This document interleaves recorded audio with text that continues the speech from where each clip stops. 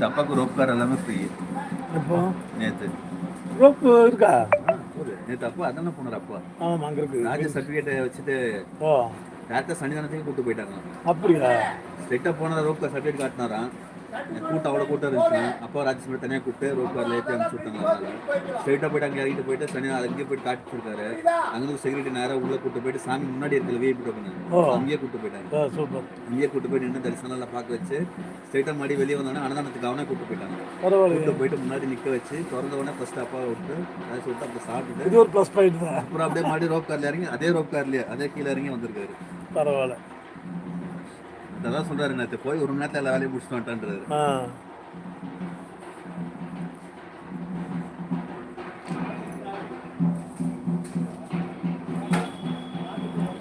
பாகுபலி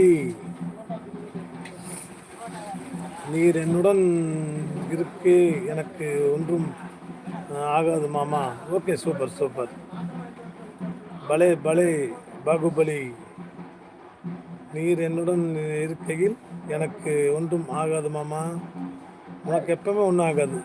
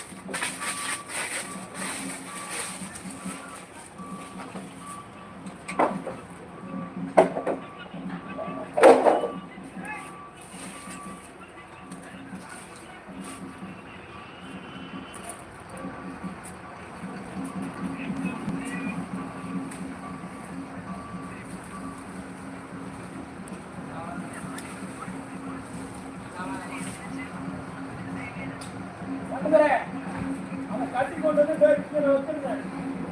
ஆமா, அந்த தடுப்பு தூக்கி கொண்டு அப்ப தூக்கி போட்டு கொண்டு அங்கே தெரிஞ்சிடலாம். ஓ, அதை கொண்டு எல்லாம் வச்சு கட்டி தூக்கி வாங்க. புரியுதா? ஆமா. ஏய் எவனா அவங்க கட்டிங்களா அங்கிட்டு உள்ள நின்று கட் பண்றான் அப்படின்னு தகரான். ஆமா, ரெண்டு ஆண்டவர்கிட்ட கொடுத்துருக்கேன்.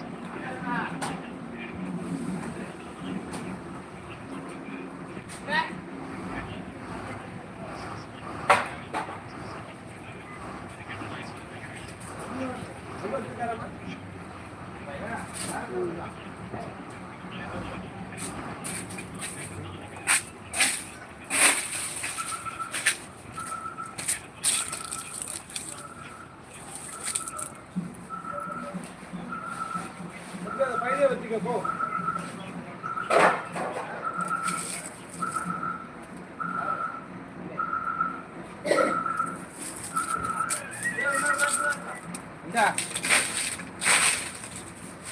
அப்படியே கட் பண்ணி தூக்கி வச்சுட்டு அப்படியே